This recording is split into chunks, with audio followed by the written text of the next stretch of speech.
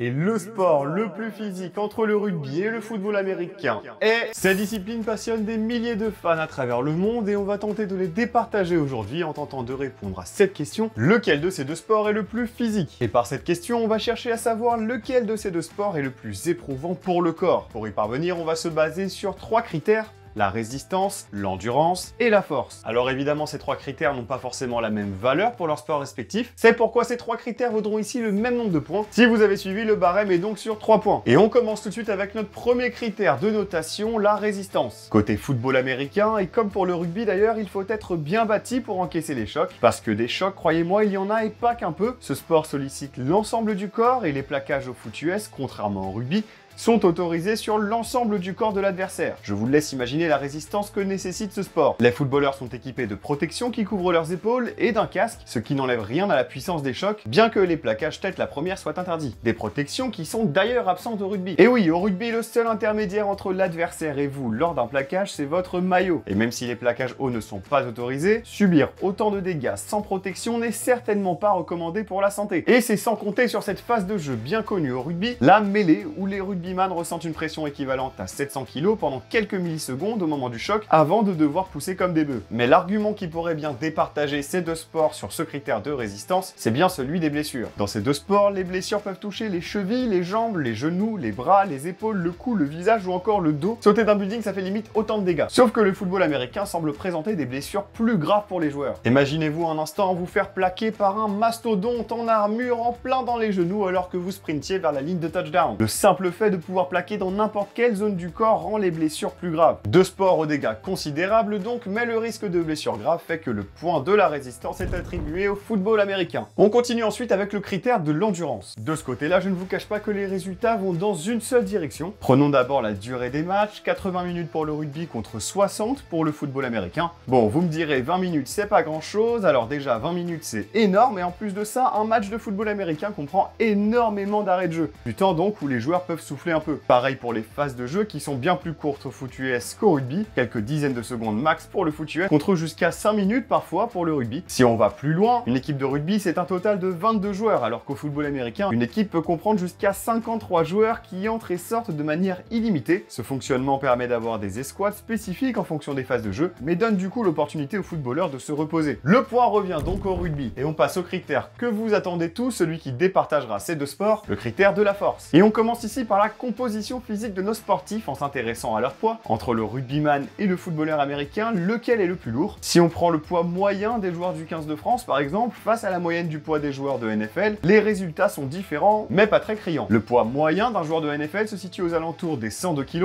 contre 104 kg pour les joueurs du 15 de France. 2 kg d'écart, c'est pas énorme. Il va donc falloir qu'on se penche sur la force d'impact et sur la force tractée développée par ces athlètes. Pour cela, il existe une vidéo très bien faite sur ce sujet, sur la chaîne des cobayes de l'émission On n'est pas que des cobayes, et que vous pouvez retrouver sur YouTube. On va s'en servir pour répondre à nos questions. Dans cette émission, ils ont pris un rugbyman et lui ont demandé d'effectuer le plaquage le plus fort possible. À l'aide d'instruments de mesure, ils ont pu déterminer la force d'impact de ce rugbyman. Ce sont 9,53 G qui sont envoyés lors de ce plaquage, c'est-à-dire que le rugbyman inflige pendant 20 à 30 millisecondes presque 10 fois son poids de corps à son adversaire, soit près d'une tonne. Même expérience avec un footballeur américain du même gabarit, et les résultats sont sensiblement pareils. Sauf qu'un joueur de football américain est amené à effectuer plus de plaquages qu'un rugbyman. L'avantage va donc au foot US. Mais qu'en est-il de la force tractée? À partir de la même vidéo, on va comparer ici la force déployée lors d'une mêlée pour un joueur de rugby et lors d'un face-à-face pour un footballeur américain. Les résultats montrent qu'un rugbyman développe environ 500 kg lors d'une mêlée. Est-ce que le footballeur américain fait mieux? Qui aura le point? Qui remportera le duel? Et le sport le plus physique entre le rugby et le football américain est le football américain. Lors de l'exercice pour déterminer la force tractée, le footballeur a développé une force de 520 kg et permet au football américain de remporter ce duel. Je tiens quand même à dire que les résultats sont subjectifs, car ces critères, c'est moi qui les ai choisis. On aurait pu ajouter plein d'autres critères, comme l'explosivité, le mental, etc., mais ça nous aurait pris des mois. Pareil pour le barème, j'ai choisi de comptabiliser un point par critère, alors qu'à mon sens, l'endurance, par exemple, en vaut au moins 3. Enfin bon, j'espère que cette vidéo t'aura plu. Si c'est le cas, lâche un petit like, mets ton avis en commentaire, bien sûr, et abonne-toi si c'est pas déjà fait. Vue des Gradins est également présent sur Insta et TikTok. C'était Guillaume, je vous dis à très vite sur Vue des Gradins.